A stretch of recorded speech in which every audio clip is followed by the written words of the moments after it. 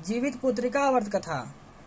एक बार नैमिषारण्य के निवासी ऋषियों ने संसार के कल्याणार्थ सूत जी से पूछा, हे सूत जी, कराकल कलिकाल में लोगों के बालक किस तरह दीर्घायु होंगे, सो कहिए।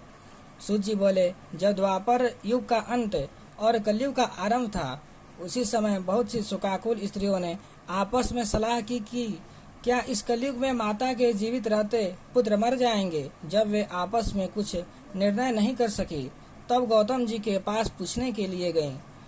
जब उनके पास पहुंची तो उस समय गौतम जी आनंद के साथ बैठे थे।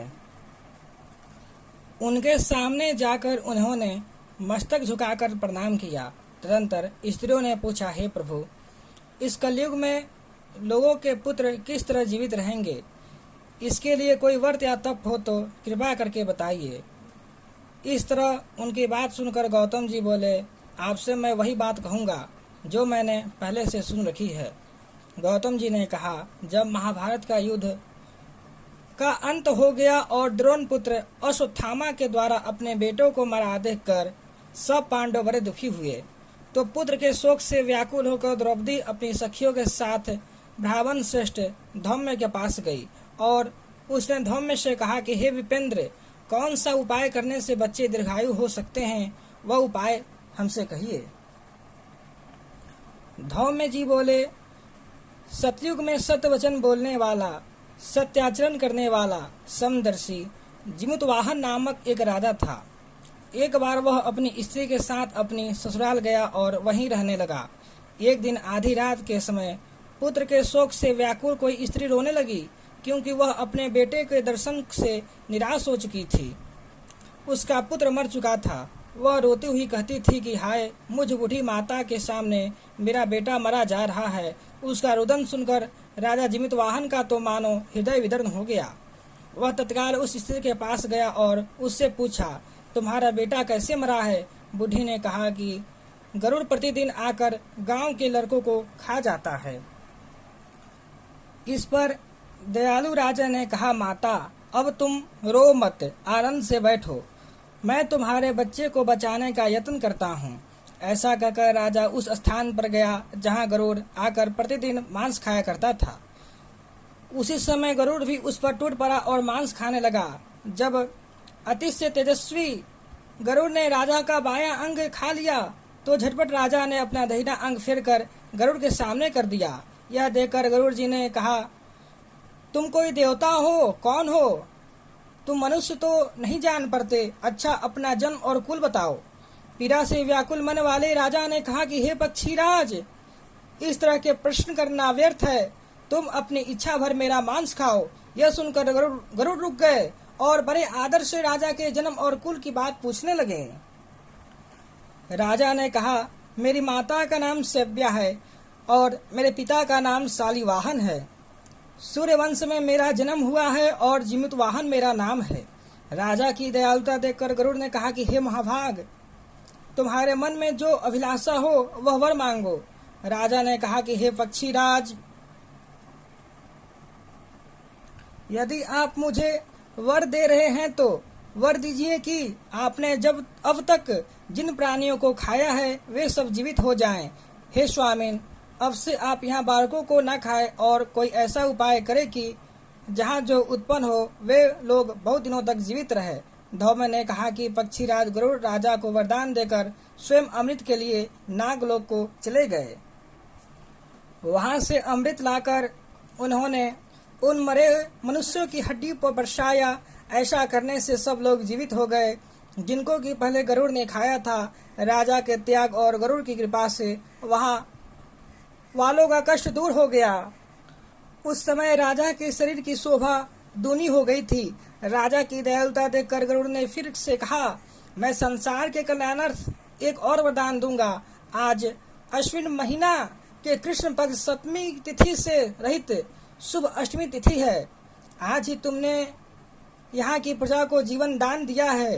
हे वत्स, अब से यह दिन ब्रह्मभाव हो गया है। जो मूर्ति भेद से विविध नामों से विख्यात है, वही त्रिलोक से पूजित दुर्गा अमृत प्राप्त करने के लिए अर्थ में जीवित पुत्रिका कहलाई है। अतः इस तिथि को जो जो स्त्रियां उस जीवित पुत्रिका की और कुश की आकृति बनाकर तुम्हारी पूजा करेंगी तो दिनों दिनों उनका सौभाग्य बढ़ेगा और वंश की भी बढ़ती होती रहेगी। हे महाभाग, इस विषय में विचार करने की कोई आवश्यकता नहीं है। हे राजन, सप्तमी से रहित और उदया तिथि को अष्टमी का व्रत करे, यानी सप्तमी विद अष्टमी जिस दिन हो उस दिन व्रत ना करके शुद्ध अष्टमी को व्रत करे और नवमी में पालन करे। यदि इस पर ध्यान ना दिया गया तो फल नष्ट हो ही जाएगा और सौभाग्य भी अवश्य नष्ट हो जाएगा। जीवितवाहन को इस तरह का वरदान देकर गरुड़ वैकुंठ धाम को चले गए और राजा भी अपनी पत्नी के साथ अपने नगर को वापस चले आए। धौम्य जी द्रौपदी से कहते हैं कि हे देवी, मैंने यह अतिशय दुर्लभ व्रत तुमको बताया है। इस व्रत को करने से बच्चे दीर्घायु होते हैं।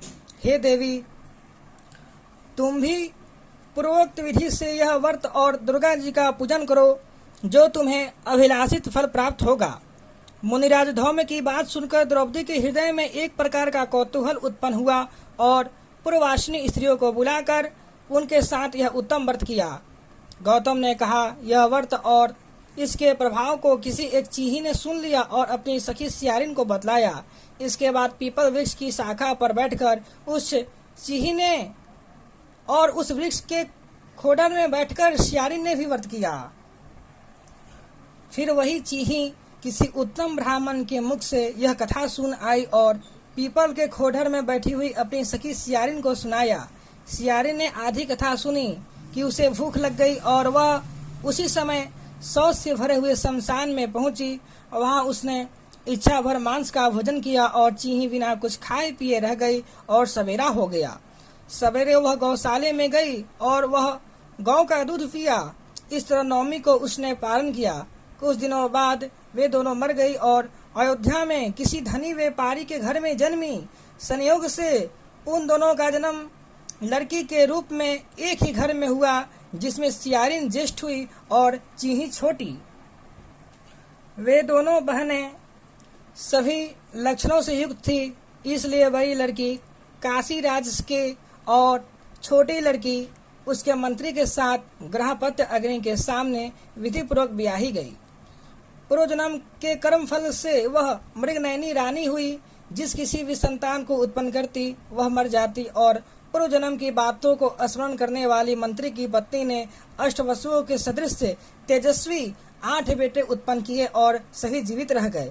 अपने बहन के पुत्रों को जीवित देखकर ईर्ष्यावश राजपत्नी ने अपने स्वामी से कहा कि यदि तुम मुझे जीवित रखना चाहते हो तो इस मंत्री के सभी पुत्रों को उसी जगह भेज दो जहाँ मेरे बेटे गए हैं, अर्थात इन्हें मार डालो। यह सुनकर राजा ने उस मंत्री के पुत्रों को मारने के लिए कई प्रकार के उद्योग किए, पर मंत्री पत्नी ने जीवित पुत्रिका के पुण्य पल से बचा लिया। एक दिन राजा ने अपने आदमियों से उन पुत्रों का सिर कटवाकर पिटारी में रखवाया और वह पिटारी उनकी माता मंत्री पत्नी के पास भेज दिया। किंतु वे 8 सिर बेशकीमती जवाहरत हो गए और भले चंगे वे 8 लड़के अपनी माता के पास वापस चले गए। उनको जीवित देकर राजपत्नी को बड़ा विषम हुआ। अंत में वह मंत्री की पत्नी के पास आई और उससे पूछा, बहन, तुमने कौन सा ऐसा पुण्य किया है जिससे बार बार मारे जाने पर तुम्हारे बेटे नहीं मरते? इस पर मंत्री की पत्नी ने कहा कि पूर्व जन्म में मैं चीही थी और तुम सियारिन, दोनों ने व्रत किया था। तुमने व्रत के नियमों का भलीभांति पालन नहीं किया था और मैंने किया था। इसी दोष से हे बहन, तुम्हारे बेटे नहीं जीते हैं। हे राजरानी, अब तुम भी उस जीवित पुत्रिका व्रत को निष्ठापूर्वक करो तो तुम्हारे बेटे दीर्घायु होंगे। मैं तुमसे सच सच कह रही हूँ। उस कथानुसार रानी ने व्रत किया, तभी से उसके कई बेटे सुंदर और दीर्घायु होकर बड़े बड़े राजा हुए। सूत जी कहते हैं कि सब प्रकार का आनंद देने वाला मैंने यह दिव्य व्रत बतलाया। स्त्रियां चिरंजीवी संतान चाहती हो तो विधि पूर्वक यह व्रत करे। इति जीवित पुत्रिका व्रत कथा समाप्त।